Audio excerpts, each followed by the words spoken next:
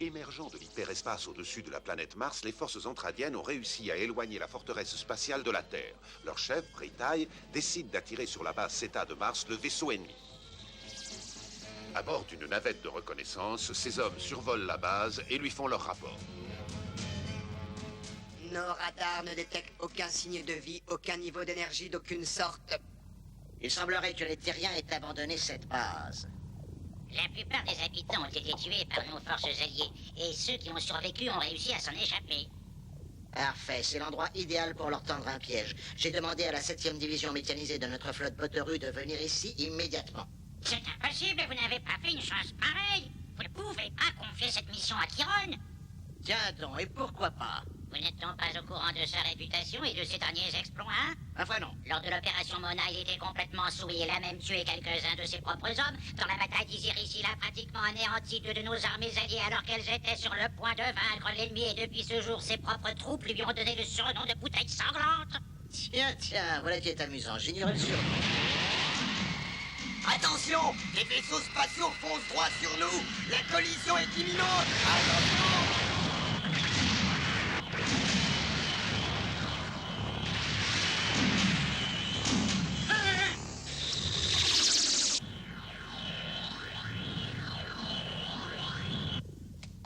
C'est encore un mauvais tour de Chiron. Je vous avais prévenu, il manque totalement de discipline.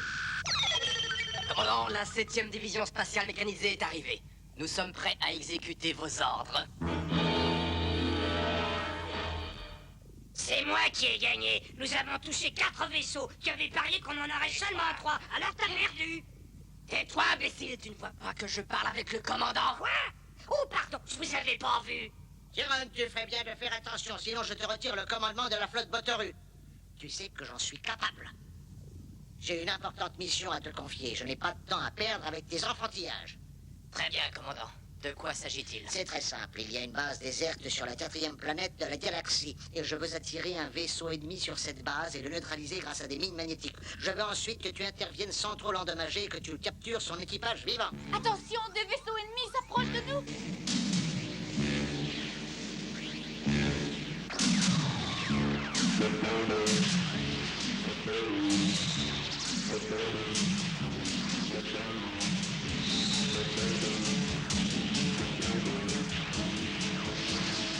Réglez les principaux canons à 20 degrés nord-est. Oui, commandant.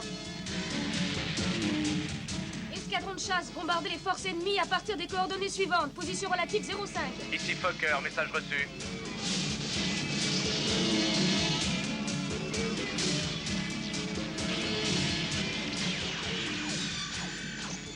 Oh!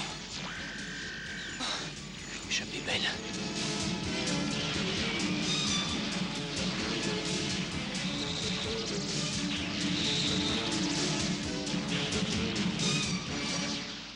On dirait que l'ennemi va en retraite. Ils ont eu leur compte pour aujourd'hui, mais ils reviendront. L'attaque est finie, retournez tous à la base. Ils nous assaillent sans arrêt depuis 3 jours. Je ne comprends pas ce qu'ils nous veulent. Moi non plus, mais chaque nouvel assaut nous éloigne un peu plus de la Terre. Je sais.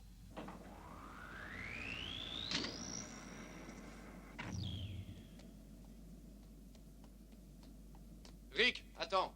Tu as l'air fatigué, mon vieux. Oui, ces batailles quotidiennes m'épuisent. Je crois que cette fois, ils ne reviendront pas de sitôt. Tu devras aller faire un tour en ville et te distraire un peu. Et voici les dernières nouvelles. Nous avons été attaqués par plus de 120 vaisseaux ennemis, mais nos 1er, 4e et 7e escadrons de chasse les ont tous détruits. Il n'y a pas eu de victimes et les dommages matériels enregistrés sont sans importance. De plus amples informations dans notre prochain bulletin. Bonjour, Rick. Oh, je suis contente de te voir. Tu vas bien? Très bien, merci. Qu'est-ce qui se passe? Tu n'as pas cours aujourd'hui? Oh non, non, ils ont fermé l'école dès que l'ennemi a bombardé la forteresse. Mais qu'est-ce qu'il y a? Ça ne va pas? Tu as l'air inquiet. Oh, c'est sans importance. Est-ce que tu as entendu l'annonce qu'ils viennent de faire? Oui, n'est-ce pas merveilleux? Nous les avons battus. Nous avons détruit tous leurs vaisseaux. C'est faux. Ils mentent. Nous n'en avons même pas touché la moitié et nos forces ont subi bien plus de dommages qu'ils n'osent le dire aux informations. Oh mon Dieu, écoute, il ne faut pas leur en vouloir. S'ils nous disaient la vérité, on perdrait tous courage. Ça ne sert à rien de se laisser aller. Allez, viens boire un verre avec moi. L'ordinateur me transmet de nouvelles données, mais je n'arrive pas à déterminer exactement d'où elles viennent. Elles viennent d'un point situé à 16 degrés nord, de la base Zeta sur Mars. C'est impossible. Tu es sûr de ne pas t'être trompé? Oui. Je croyais que cette base était déserte. Les rapports de la dernière guerre signalent que toute la population a été exterminée. Oh. Il y a donc une erreur. Non. Pensez-vous, commandant, qu'il puisse y avoir des survivants? Oh, il y a peu de chances pour qu'il y en ait. Mais la base est très grande, alors on ne sait jamais. Tout est possible. Voulez-vous que nous allions contrôler? Il doit y avoir encore du ravitaillement. Quel est l'état du vaisseau? Nous sommes en mesure d'y aller? Oui, mon commandant, tout fonctionne parfaitement. Nous ne sommes plus à un détour près et nous aurons ainsi l'occasion de nous réapprovisionner. C'est d'accord, changez de cap. En route pour Mars. Le plan de Britaille se déroule à merveille. En changeant de cap et en se dirigeant vers Mars, le commandant Gloval tombera dans leur embuscade. De son côté, le commandant second, Lisa S., est torturée par le souvenir de son fiancé, Karl Rieber, qu'elle n'a pas revu depuis le jour où il a été envoyé en mission sur la base Zeta. Lisa, tu vois ce point lumineux rouge là-haut? Eh bien, c'est la planète Mars. Et c'est là que je m'en vais, la semaine prochaine. Tu veux dire que le transfert que tu attendais avec tant d'impatience est enfin arrivé? Oui, à force d'insister, ma demande a finalement été acceptée. J'aimerais bien que Mars ne soit pas aussi loin, mais partout autour de moi sur Terre, c'est la guerre. Tu as raison. Ici, on ne se sent plus en sécurité. Oh, j'aurais pu être un soldat. Mais je ne supporte plus tous ces combats. J'en ai assez de toute cette violence. Ce poste d'observateur sur la planète Mars me convient parfaitement. Mais promets-moi de ne pas le dire à ton père. C'est un secret entre nous. Oh, ne t'inquiète pas. Je ne dirai rien ni à lui ni aux autres. Je pense que je ne te reverrai plus, n'est-ce pas? Oh, nous nous reverrons, Lisa, le jour où la paix sera revenue sur Terre. Oh, j'ai une idée. Je vais m'engager dans l'armée et j'irai te rejoindre sur Mars. J'espère que tu pourras le faire. Car je sais que tu vas beaucoup me manquer.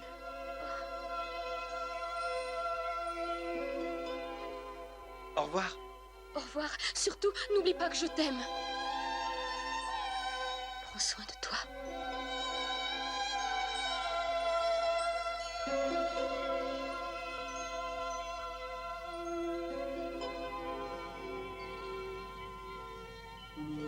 Lisa, envoie une patrouille en reconnaissance.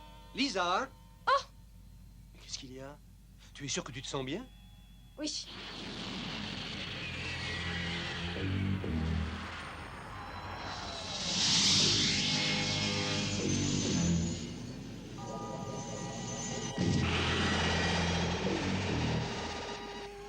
Tenez-vous prêts, Kiron. L'ennemi fonce droit sur vous.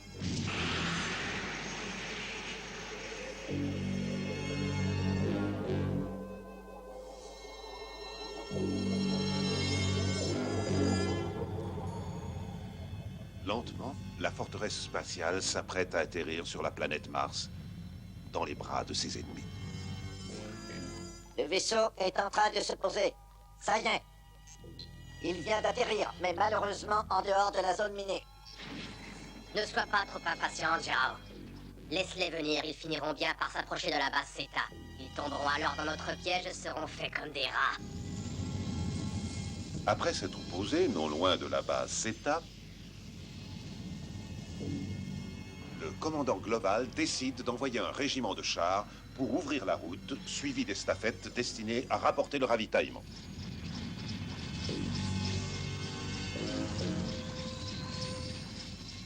Tandis que des escadres aériennes survolent la région pour prévenir une éventuelle attaque de l'ennemi.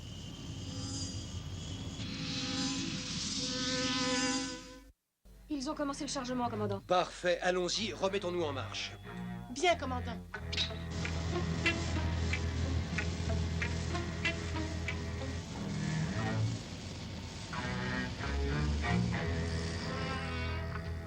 C'est bien, approche. Viens encore plus près. Voilà. Commandant, laissez-moi quitter le vaisseau. Je veux aller sur la base. Mais pourquoi? Je me demande qui a pu nous envoyer le message que nous avons reçu. Mais Lisa, il y a peut-être des survivants. Oui. Je vous en prie, laissez-moi y aller. Commandant, je la remplacerai à son poste. Eh bien, alors c'est d'accord. Mais sois prudente, ça peut être dangereux.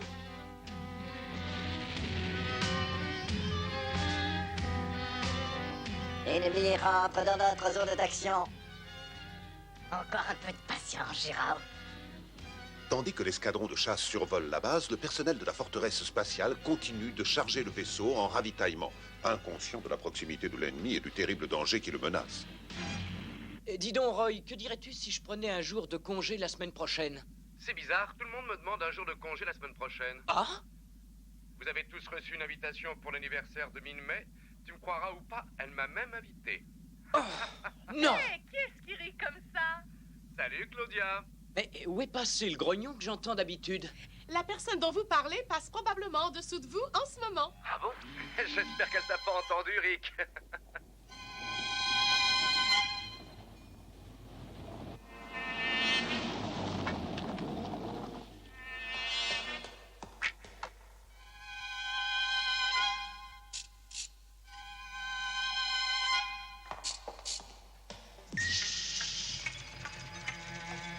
Qu'est-ce que c'est?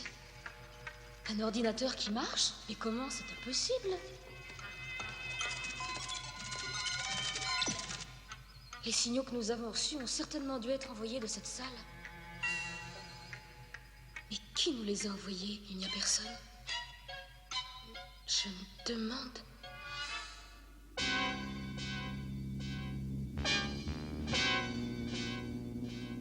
Alors, Jirao, elles sont prêtes, ces mines?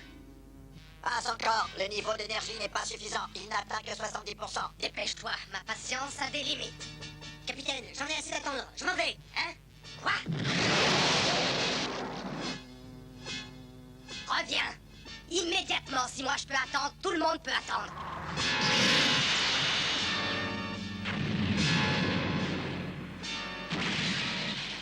Bon, et maintenant, écoute-moi bien, petite tête creuse. Si jamais tu oses de nouveau désobéir à un seul de mes ordres, je n'hésiterai pas à te tuer. C'est compris, oui? Il se passe quelque chose près d'ici, dans les montagnes. Ça ressemble à une perturbation, mais je pense que c'est une explosion. Une explosion, tu en es sûr? Claudia, envoie immédiatement une unité de reconnaissance. SDF-1 à éclaireur 207. Ordre de survoler la zone située entre 9h et 11h dans un périmètre d'1 kilomètre. Éclaireur 207 à SDF-1, bien reçu, terminé.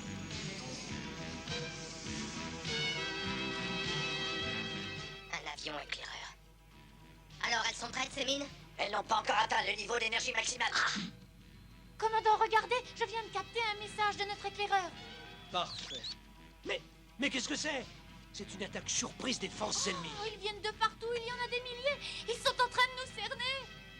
Claudia, demande à toutes les troupes de se tenir en état d'alerte. Alerte à toutes les stations, tenez-vous prêts au combat. Je répète, alerte à toutes les stations, tenez-vous prêts au combat. Commandant, vous êtes sûr qu'on ne peut pas contenir l'assaut? Non, Claudia, cette fois, ils sont beaucoup trop nombreux. Prépare-toi au décollage.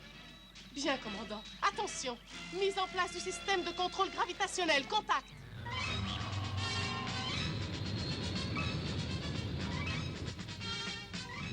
Nous n'arrivons pas à décoller. Le système de contrôle est en panne? Non, commandant, je ne comprends pas.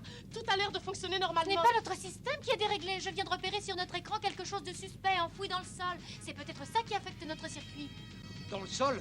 Je ne sais pas ce que c'est, mais je suppose que c'est un piège tendu par les ennemis. Arrêtez les machines! Alors, Jirao, cette fois, nous y sommes, commandant Chiron. Les mines magnétiques ont atteint leur niveau d'énergie maximum. La forteresse spatiale est totalement immobilisée. Parfait. Maintenant, nous allons pouvoir passer à l'attaque.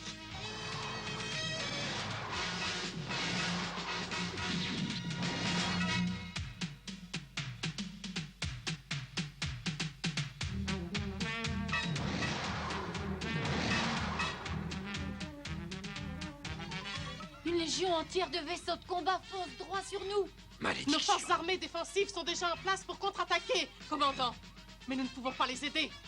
Vanessa, donne-moi la position exacte de ce piège souterrain. Tout de suite, commandant. Il a été enterré à près de 3 kilomètres. C'est beaucoup trop profond. Nous n'avons aucun moyen d'y accéder. Nous sommes coincés. On pourrait de nouveau essayer de décoller en utilisant les 3 moteurs principaux. Tu as oublié qu'ils ne marchent plus. Ils ont été endommagés par l'attaque il y a 3 jours. Les vaisseaux ennemis viennent de franchir la ligne de la zone interdite. Et dire qu'on est impuissant.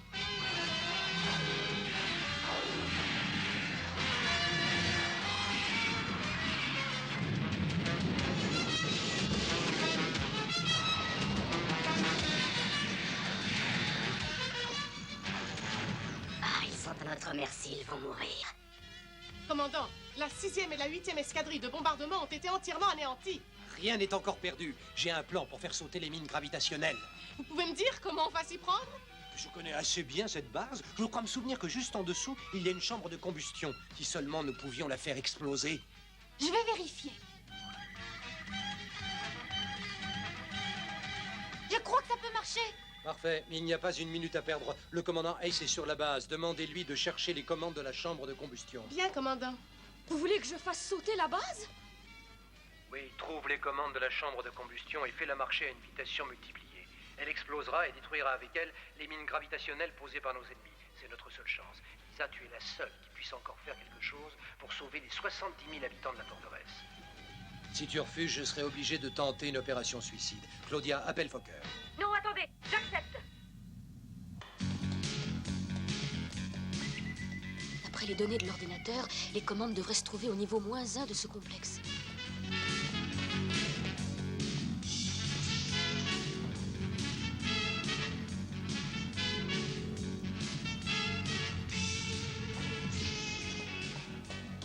Vite, je n'ai pas beaucoup de temps. Ça y est, ça devrait marcher.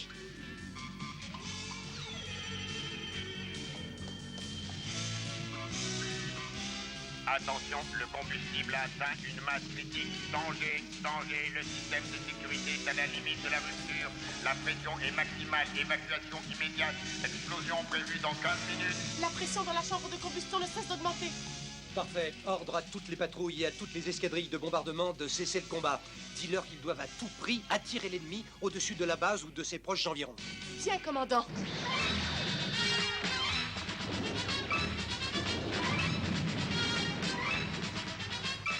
Qu'ils battent en retraite, ils ont peur, ce n'est qu'une bande de lâches.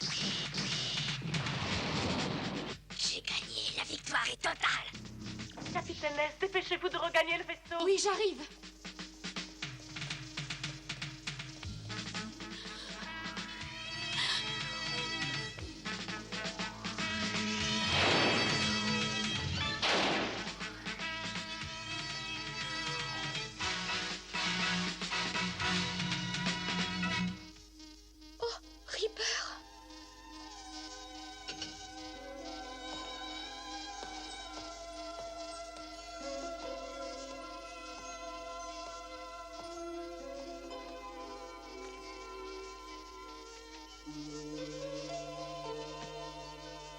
Mais où es-tu? Si tu savais comme tu me manques. Capitaine S. Répondez, s'il vous plaît, Lisa. La chambre de combustion va exploser dans quelques minutes. Réponds-moi. Elle doit être blessée. Demande à l'un de nos pilotes d'aller la chercher. Nous avons ordre d'aller sur la base Zeta pour sauver le capitaine S. Rick, c'est toi qui iras. Moi? Pourquoi? C'est une mission difficile, il s'agit de la vie d'une femme, il faut faire vite, et tu es l'un des meilleurs pilotes. Je te remercie beaucoup pour le compliment, mais je ne suis pas certain que ce soit la vraie raison. Ne discute pas. Bon, d'accord, j'y vais et j'essaierai de vous la ramener saine et sauve. Attention, le combustible a atteint le niveau de pression limite. Explosion dans 5 minutes. Oh, Carl.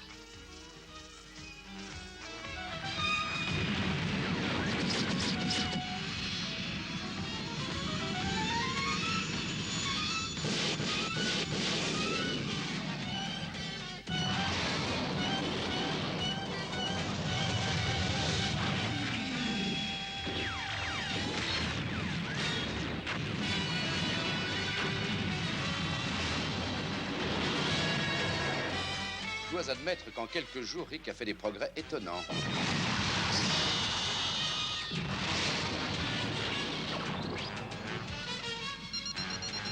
Voilà, c'est là. Capitaine S, reculez-vous, je vais essayer de passer à travers le mur. Vous êtes prêts? Attention, j'arrive. Allez, vite, venez. Je ne quitterai pas cette pièce. Vous n'auriez jamais dû venir. Repartez tout de suite. Je ne repartirai pas sans vous. Allez-vous-en. Explosion dans 1 minute. Écoutez, je ne sais pas ce qui vous retient ici, mais je vous signale que ma vie aussi est en danger. Venez, dépêchez-vous. Partez, moi je reste. Tant pis, vous l'aurez voulu. Laissez-moi tranquille. Lâchez-moi. Dépêche-toi, Lisa, il ne te reste plus que 30 secondes. Ribert!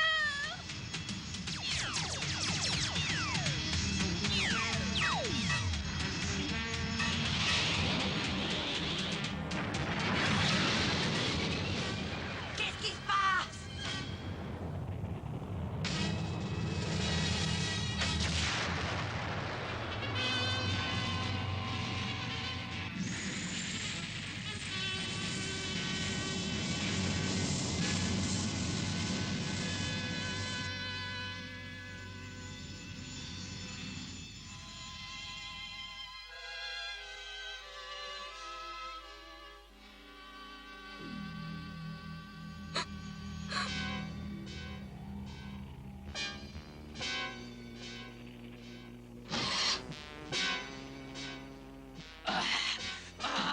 J'ai horreur de perdre une bataille. Je n'ai pas dit mon dernier mot. Je vous retrouverai. Notre prochain combat sera terrible. Tandis que l'immense forteresse spatiale s'éloigne lentement de la planète Mars, Rick pense à la jeune femme qu'il vient de sauver.